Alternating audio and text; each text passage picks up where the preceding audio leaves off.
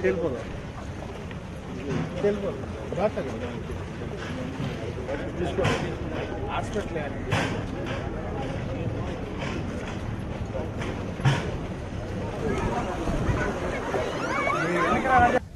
ప్రఖ్యాతిగాంచిన బారా షాహిద్ దర్గా రొట్టెల పండుగ. ప్రపంచ ప్రఖ్యాతిగాంచిన బారా షాహిద్ దర్గా నెల్లూరు రూరల్ నియోజకవర్గంలో ఉండటం నా అదృష్టంగా నేను భావిస్తూ ఉన్నా. ఇక్కడ జరిగే రొట్టెల పండుగ ఏదైతే ఈ నెల 17 నుంచి ప్రారంభమవుతుందో దాదాపు 5-6 రోజుల పాటు అంగరంగ వైభవంగా లక్షలాది మంది భక్తులతో ఒక జిల్లా ఒక రాష్ట్రం కాదు దేశ విదేశాల నుంచి అన్ని కులాలు మతాలు ఈ యొక్క రొట్టెల పండుగ బారా షాహిద్ దర్గా సందర్శించి ఆ యొక్క షాహిదుల్ని ప్రార్థించి అదేవిధంగా ఈ స్వర్ణాల చెరువులో కోరిన కోరికల రొట్టె ఏ యొక్క కోరికతో రొట్టె పట్టుకుంటామో ఆ కోరిక తీరుతుంది అన్న విశ్వాసం కోట్లాది మందికి ఉంది. గత 20 రోజులుగా ఈ యొక్క నిరంతర ప్రయత్నం సాగుతూ ఉంది. ఎట్టకేలకి 17వ తారీఖున ప్రారంభమయ్యే బారా షాహిద్ దర్గా రొట్టెల పండుగకి ఏర్పాట్లు సర్వం సిద్ధం. ఆ యొక్క ఏర్పాట్లు సర్వం సిద్ధం అని చెప్పేదానికే ఆ ఏర్పాట్లు మీకు చూపించి మీ అందరికి కూడా తెలియజేస్తుంది. భక్తులందరికీ మనవి చేస్తూ ఉన్న 17వ తారీఖు నుంచి బారా షాహిద్ దర్గాకు వచ్చే భక్తులకి ఎలాంటి ఇబ్బందులు లేకుండా అన్ని రకాల ఏర్పాట్లు చేయడం జరిగింది.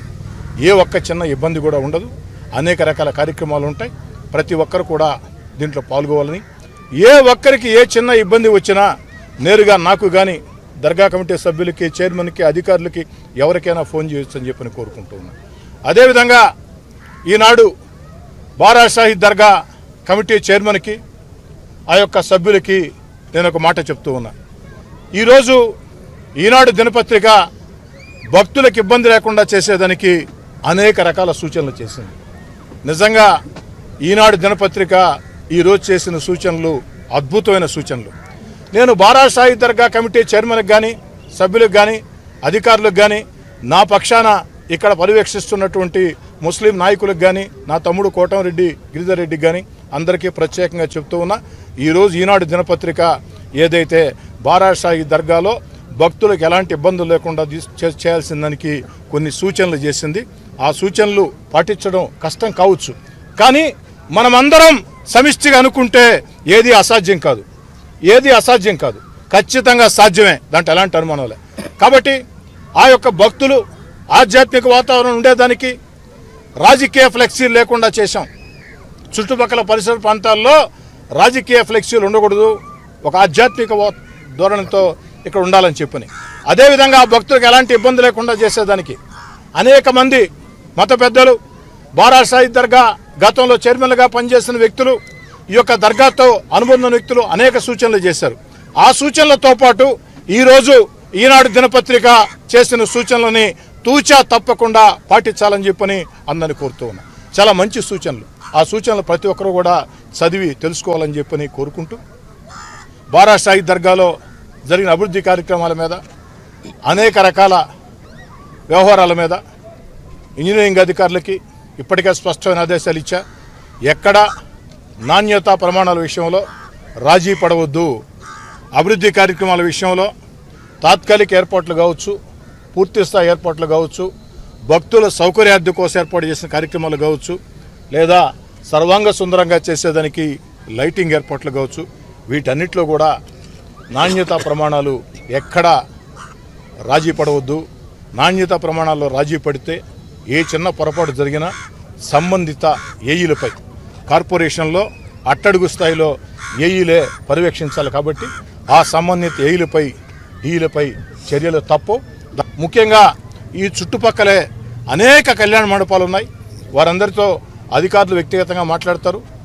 ఖచ్చితంగా వారందరూ కూడా సహకరించాలని చెప్పని, ఆ భక్తులకు అండగా నిలవాలని, ఈ పవిత్ర కార్యక్రమంలో పాల్గొవాలని చెప్పని కోరుకుంటూ, ఈ యొక్క దర్గా కమిటీ చైర్మన్ కాదర్ బాషా గారిని, అదేవిధంగా సభ్యులందరినీ మనస్ఫూర్తిగా అభినందిస్తూ, ఆదివారం రోజు ఈ యొక్క దర్గా కమిటీ చైర్మన్ కాదర్ బాషా గారు సభ్యుల ప్రమాణ స్వీకార కార్యక్రమం ఇక్కడ ఉంటుంది ఆదివారం రోజు.